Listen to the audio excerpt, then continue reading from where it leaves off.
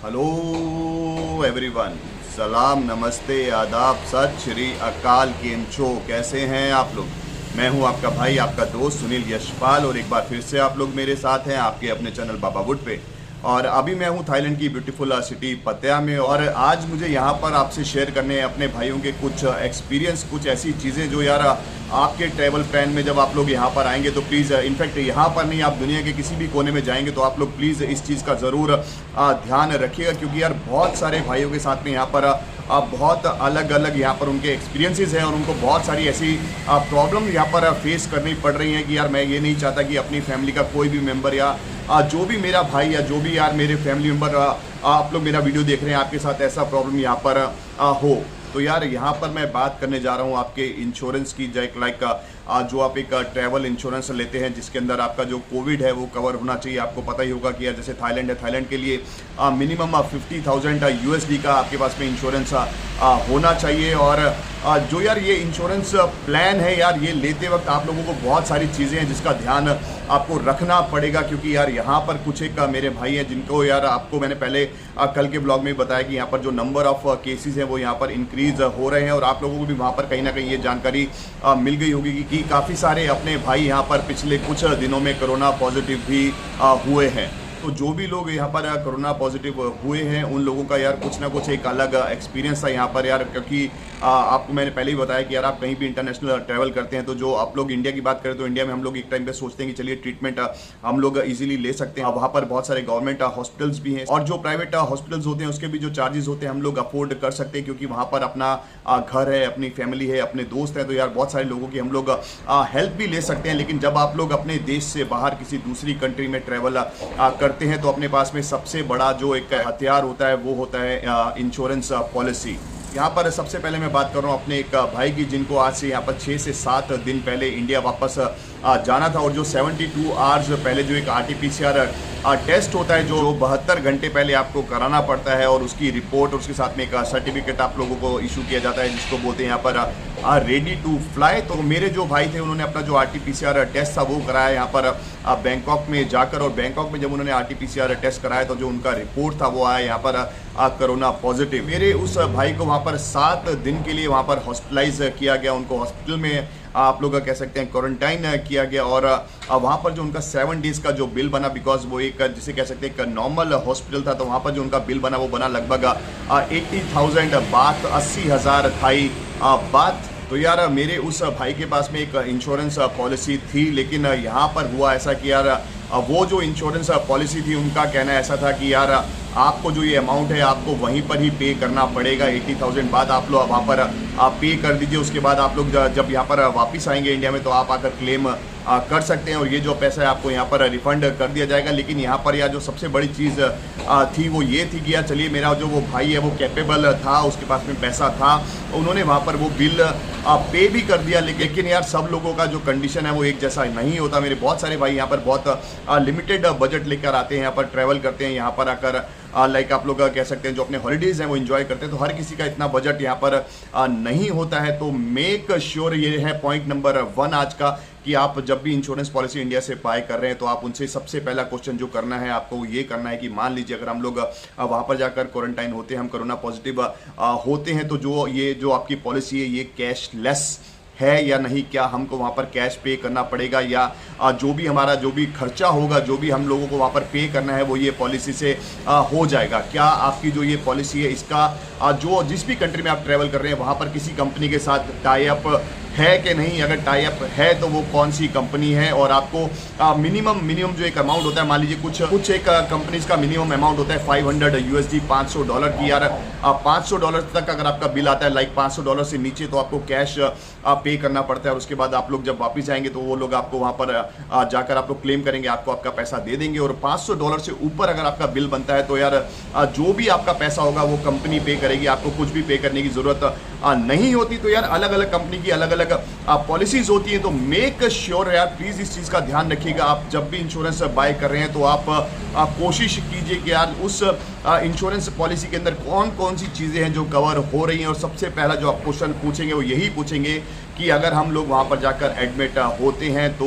क्या ये cashless policy है या हमको वहां पर कैश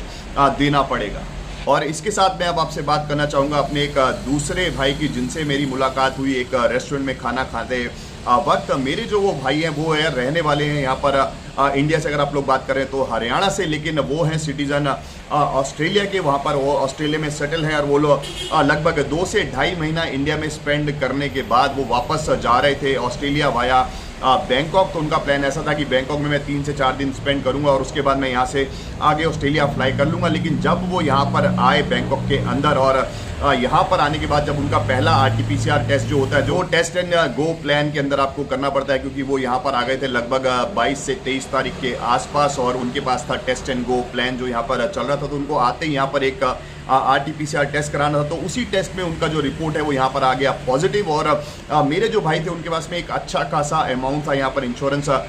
पॉलिसी का। तो उन्होंने क्या किया, उन्होंने जो ट्रीटमेंट लिया वहाँ का जो सबसे बड़ा हॉस्पिटल है, एक बड़ा प्राइवेट हॉस्पिटल है, उसके अंदर उन्होंने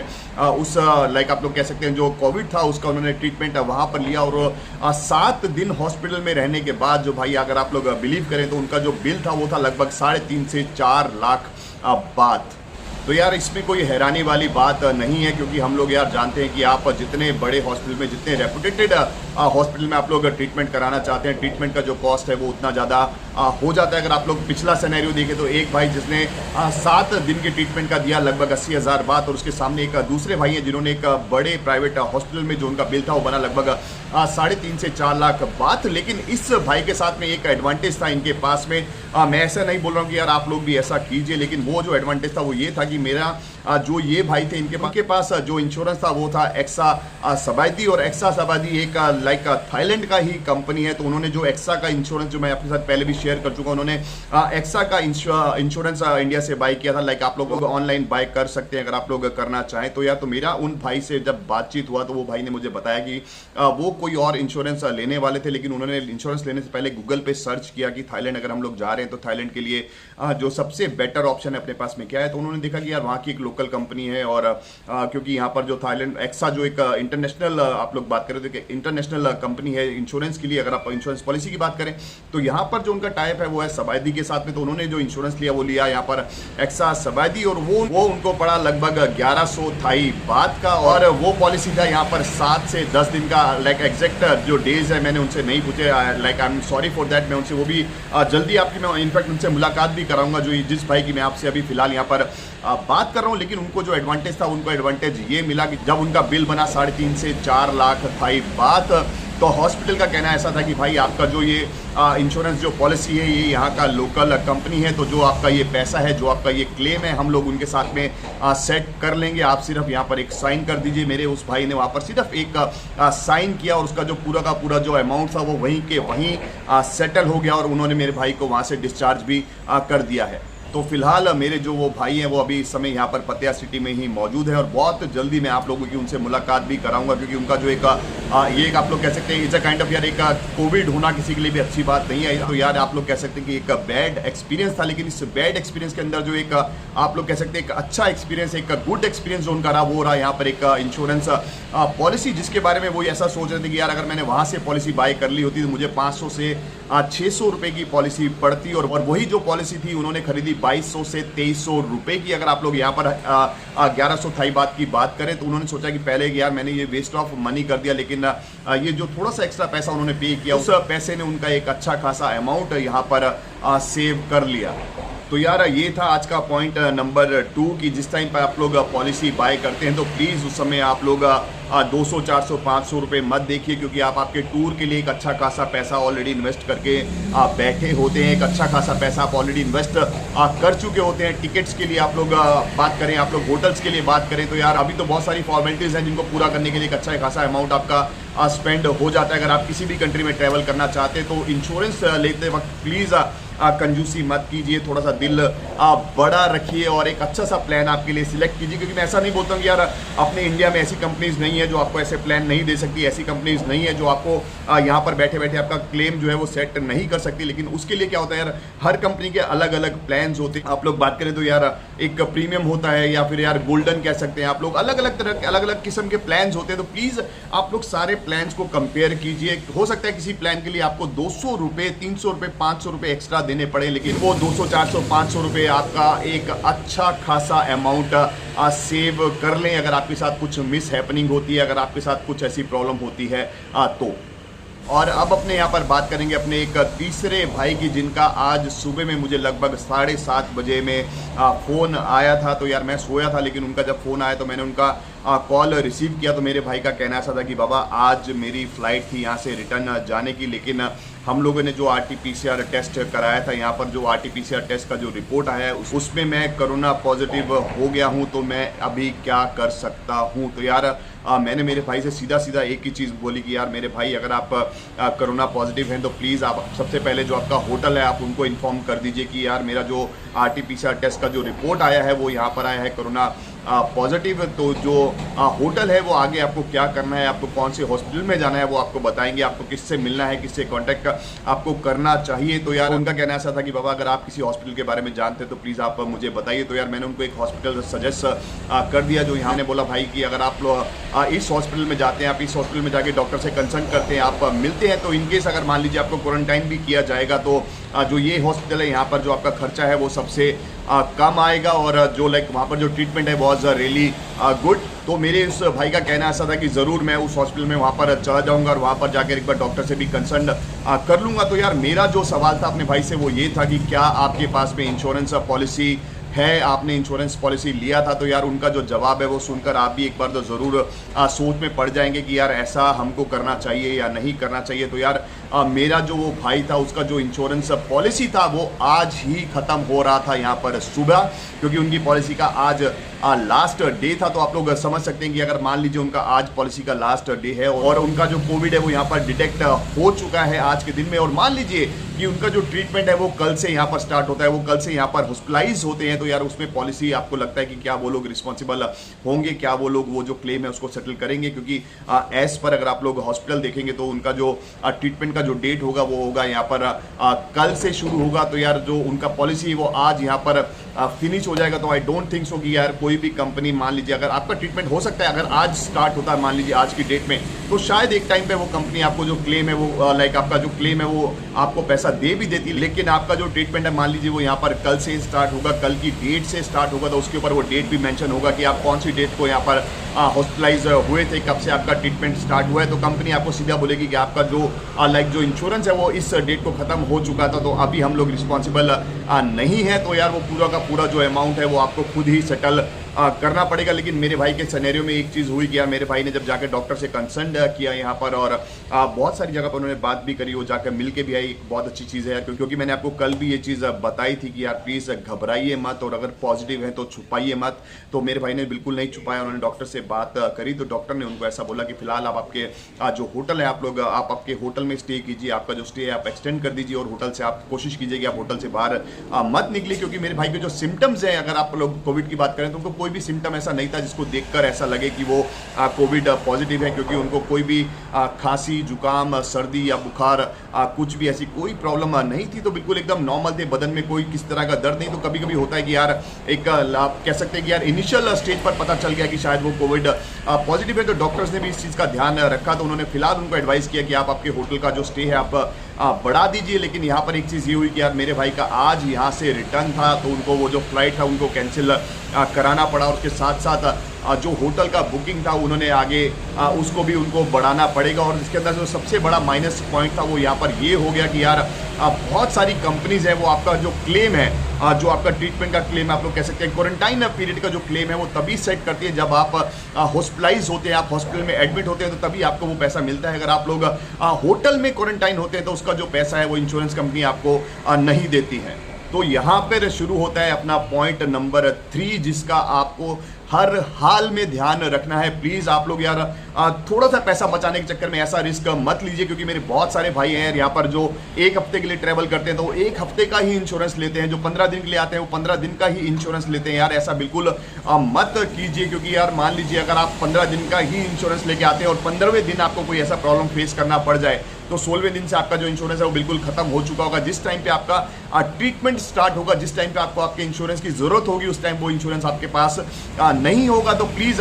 मैं ये आपसे मैं कोई ऐसी बात नहीं कर रहा हूँ कि यार ये मेरा खुद का एक्सपीरियंस है। मेरे उस भाई से मैंने जस्ट अभी बात करी है ये व्लॉग आपके साथ शेयर करने से पहले, और मेरे उस भाई का कहना ऐसा था, बहुत ही धीरे से आवाज में उसने ऐसा बोला कि बाबा भाई मेरे से एक गलती हो गई कि मैंने जो इंश्योरेंस है यहाँ पर सिर्फ 1 हफ्ते का लिया। मुझे मिनिमम यहाँ पर 20 दिन का इंश्योरेंस लेना चाहिए था। अगर मैं 20 दिन का इंश्योरेंस लेता तो मेरे को सिर्फ और सिर्फ 230 रुपए एक्स्ट्रा पे करना पड़ता, और मेरा जो इंश्योरेंस था वो 7 दिन से बढ़कर हो जाता 20 दिन का। लेकिन मैंने सोचा कि यार इतना बड़ा इंश्योरेंस मैं क्या करूंगा, तो मैं सिर्फ 1 हफ्ते का इंश्योरेंस लेकर आया। लेकिन यार यहाँ पर आप लोग उसको आप लोग कह सकते हैं फिलहाल तो मेरे उस भाई को ट्रीटमेंट की यहाँ पर कोई भी जरूरत नहीं पड़ी है, और वो अभी फिलहाल अपने होटल में ही क्वारंटाइन है। तो प्लीज़ आप लोग भी उनके लिए विश कीजिएगा कि वो जल्दी से स्वस्थ हो जाए, एकदम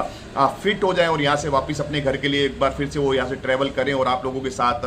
इंडिया पहुँच जाए। लेकिन आप लोग प्लीज़ इस चीज़ का ज़रूर ध्यान रखिए। मान लीजिए आप 10 दिन के लिए ट्रैवल कर रहे हैं तो आप यार 20 दिन का इंश्योरेंस लीजिए, 1 महीने का इंश्योरेंस लीजिए। इसमें कोई भी बड़ा फर्क नहीं पड़ेगा, क्योंकि यार आप जैसे जैसे इंश्योरेंस का जो टाइम पीरियड है आप लोग बढ़ाते हैं तो जो उसका प्रीमियम होता है वो धीरे धीरे कम होता चला जाता है। मान लीजिए आप 1 हफ्ते का इंश्योरेंस लेते हैं तो सब समझिए एक रफली बात करते हैं कि वो 200 रुपये का है, और अगर आप 1 महीने का लेते हैं तो वो 300 रुपये का होता है, राइट। तो 3 वीक आपके एक्सटेंड हो जाते हैं इंश्योरेंस पॉलिसी में, लेकिन आपका जो एक्स्ट्रा पैसा लगता है वो लगता है सिर्फ 100 रुपया। तो यार प्लीज आप लोग अगर मान लीजिए स्टिकर वीजा लेके यहाँ पर आ रहे हैं, आप 2 महीने का प्लान करें तो यार आप 6 महीने का इंश्योरेंस लीजिए ना। क्या प्रॉब्लम हो सकता है कि यार यहाँ से इंडिया जाने के बाद आपको किसी और कंट्री में ट्रैवल करना हो तो शायद वो इंश्योरेंस एक बार फिर से आपके काम आ जाए। तो प्लीज़ यार मेक श्योर आप जब भी आप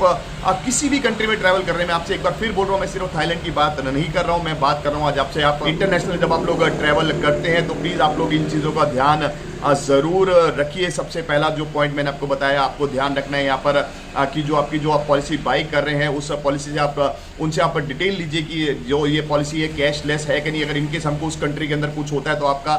कौन सी कंपनी से टाई अप है, कौन सी कंपनी है जो हमारा जो क्लेम है उस कंट्री के अंदर सेटल करेगी। तो ये था पहला पॉइंट जिसका आपको ध्यान रखना है। पॉइंट नंबर 2 जो मेरे एक दूसरे भाई का एक्सपीरियंस था कि यार उन्होंने एक अच्छी पॉलिसी अपने लिए बाई करी, उन्होंने पैसे की बिल्कुल फिक्र नहीं करी, तो वो पॉलिसी उनके यहाँ पर बहुत काम भी आई। और पॉइंट नंबर 3 कि यार जिस टाइम पे भी आप लोग ट्रैवल कर रहे हैं किसी भी कंट्री के लिए तो प्लीज जितने दिन का आपका टिकट है, जितने दिन का आपका टूर है, सिर्फ उतने दिन का आप लोग इंश्योरेंस मत लीजिए। आप लोग ऑलवेज जो इंश्योरेंस है उसके अंदर एक अच्छा खासा स्पेस बना के चलिए। एटलीस्ट जो क्वारंटाइन का एक पीरियड होता है 14 से 15 दिन, मान लीजिए अगर आपको कोई प्रॉब्लम भी होती है तो आपके पास इतना लाइक एक पॉलिसी इतना होना चाहिए आपके पास में कि यार किसी भी दिन अगर कोई प्रॉब्लम हो, मान लीजिए यार मेरे कुछ भाई यहाँ पर आते हैं और यहाँ पर अगर बोलते हैं कि नहीं हमको वीज़ा एक्सटेंड कराना है, तो यार कोई 15 दिन के लिए एक्सटेंड करा रहा है, कोई महीने के लिए एक्सटेंड करा है, तो उस टाइम पे एक बार फिर से आपको नई पॉलिसी बाय करनी पड़ती है। तो यार एक आप लोग कह सकते हैं एक सेफर साइड आप लोग चल सकते हैं। अगर मान लीजिए आप जो आपका टूर प्लान है 15 दिन का, उसके अलावा आप एक अच्छे बड़े टाइम की पॉलिसी अपने लिए बाय करते हैं, तो आई होप ये जो जानकारी है कहीं ना कहीं आपके काम जरूर आएगी। अगर आपको भी ऐसा लगता है तो प्लीज़ वीडियो को लाइक कीजिएगा, वीडियो को शेयर कीजिएगा, चैनल पे नए हैं तो चैनल को सब्सक्राइब कीजिएगा और साथ में लगी हुई घंटी ज़रूर दबा दीजिएगा ताकि आपको पता चल जाए कि कुछ नया आ गया है। तो इतना था अभी के लिए, फिर मिलते हैं नेक्स्ट वीडियो में। तब तक अपना ख्याल रखिए, अपनी फैमिली का ख्याल रखिए, आस पड़ोस का ख्याल रखिए, हंसते रहिए, मुस्कुराते रहिए और डटे रहिए, भूलेगा नहीं। मेरा नाम मैं हूँ सुनील यशपाल, आपका भाई, आपका दोस्त, और ये है आपका अपना चैनल बाबा वुड। सी या।